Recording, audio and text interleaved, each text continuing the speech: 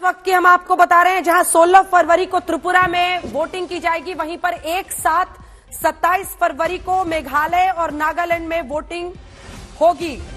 2 मार्च को तीनों ही राज्यों में नतीजों का ऐलान होगा। बड़ी खबर इस वक्त की है क्योंकि इन तमाम राज्यों में 12 से लेकर 22 मार्च के बीच में विधानसभाएं खत्म करने का वक्त है। तो उससे पहले 2 मार्च को माफ कीजिएगा, 2 मार्च को नतीजों का ऐलान कर दिया जाएगा।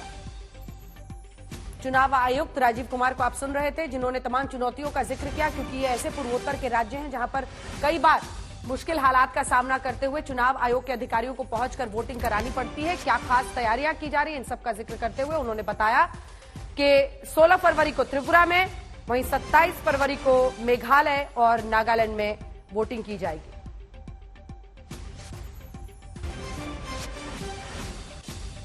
हिमांशु हमारे सहयोगी इस वक्त हमारे साथ जुड़ रहे हैं। हिमांशु, चुनावी तारीखों का ऐलान त्रिपुरा का अलग से किया जा रहा है, हालांकि तीनों राज्यों में एक ही 60 सीटें हैं, लेकिन त्रिपुरा को अलग किया जा रहा है और वहीं पर नागालैंड और मेघालय में एक साथ चुनाव कराए जाएंगे।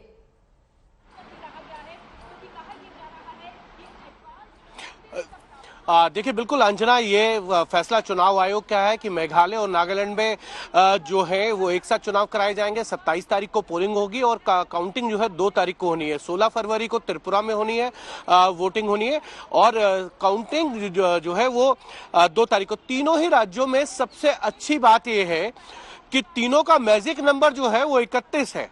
सरकार बनाने के लिए जो बहुमत चाहिए वो 31 विधायक चाहिए किसी भी पार्टी को। आप देखिए पिछली बार जो है मेघालय के अंदर एनपीपी को 19 सीटें ही मिली थी और 2 बीजेपी के थे। तो दोनों पार्टियों ने अलग मिलकर चुनाव लड़ा था और वहां पर एक अन्य दल के सहयोग से जो है वहां पर एनपीपी ने अपनी सरकार बनाई थी। लेकिन इस बार क्या अलायंस हो पाएगा इन तीनों पार्टियों का, ये बड़ा सवाल है। नागालैंड में सभी पार्टियां जो है वो सत्ता में है।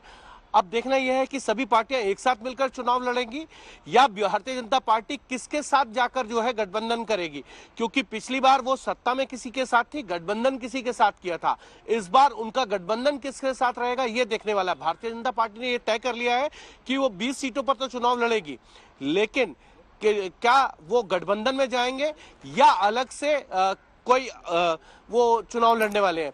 त्रिपुरा में उनके जो पुराने सहयोगी हैं बीएफटी, उनके साथ वो चुनाव लड़ेंगे या फिर भारतीय जनता पार्टी अलग से चुनाव लड़ेगी, ये एक चीजें देखने वाली है। लेकिन इतना जरूर है कि ये तीनों राज्य बहुत इंपॉर्टेंट है भारतीय जनता पार्टी के लिए।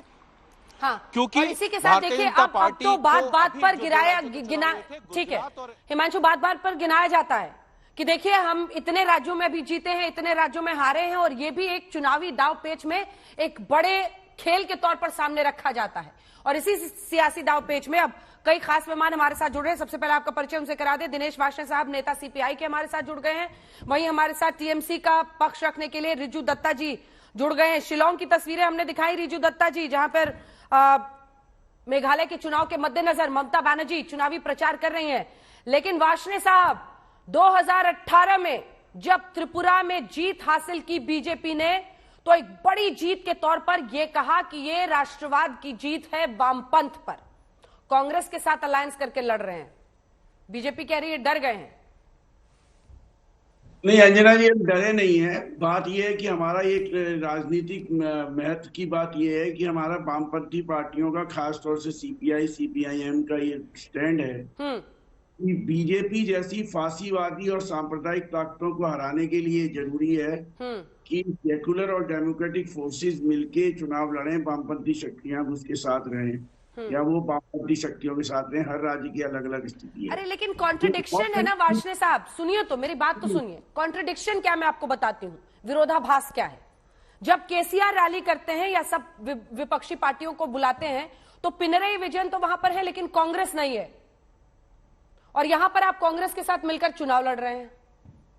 वहां पर आप केरल में आप आमने सामने हैं। मैं वही बोल रहा था, अगर आपको फांसीवादी ताकतों से लड़ना ही है तो नेशन वाइड क्यों नहीं? नहीं, ये नहीं होगा। बीजेपी का भी पूरे राज्य, पूरे देश में एक जैसा एडिशन नहीं है। हर राज्य में अलग अलग एडिशन है, हर राज्य की अलग अलग परिस्थितियां, हर राज्य की अलग अलग राजनीतिक स्थितियां हैं। वो हमारे लिए भी है, वो बीजेपी के लिए भी है, वो कांग्रेस के लिए भी है, सबके लिए। कोशिश हमारी ये होनी चाहिए कि सभी जनवादी ताकतें, सभी वामपंथी ताकतें और सभी सेकुलर फोर्सेस, गैर सांप्रदायिक शक्तियां एक साथ मिलकर चुनाव लड़के बीजेपी जैसी फांसीवादी और सांप्रदायिक ताकतों को हराना चाहिए। त्रिपुरा में ये जो पिछली बार जीते, कोई बहुत बड़ा वोट का मार्जिन इनके और हमारे बीच में नहीं रहा है। हमारा अनुरोध होगा इलेक्शन कमीशन से कि वो ईमानदारी से चुनाव लड़वाए। और जो उन्होंने कहा है कि हमने साहब 65 जो है एक्सपेंडिचर ऑब्जर्वर्स लगाए हैं, मुझे नहीं पता IC, UC, बट इनको नहीं दिखता कि बीजेपी इतना पैसा कैसे लगा रही है। पहली बात तो ये है कि ये जो चुनाव की जो पैसा लगाने की प्रथा है, इसमें बड़ी खामी है कि पॉलिटिकल पार्टी जितना भी पैसा लगाएगी उस पैसे को ये काउंट नहीं करती कैंडिडेट के एक्सपेंडिचर में। और सारा खेल वहां पर है कि वहां पे कई हजार करोड़ लगाएंगे, हमारा कैंडिडेट तो 1 से 5 लाख रुपए मैक्सिमम लगाएगा, इनका कैंडिडेट पता नहीं कितने करोड़ों में लगाएगा। तो ये हमें देखना पड़ेगा कि क्या इलेक्शन कमीशन ईमानदारी से लेवल प्लेइंग फील्ड पे इस चुनाव को लड़वाता है।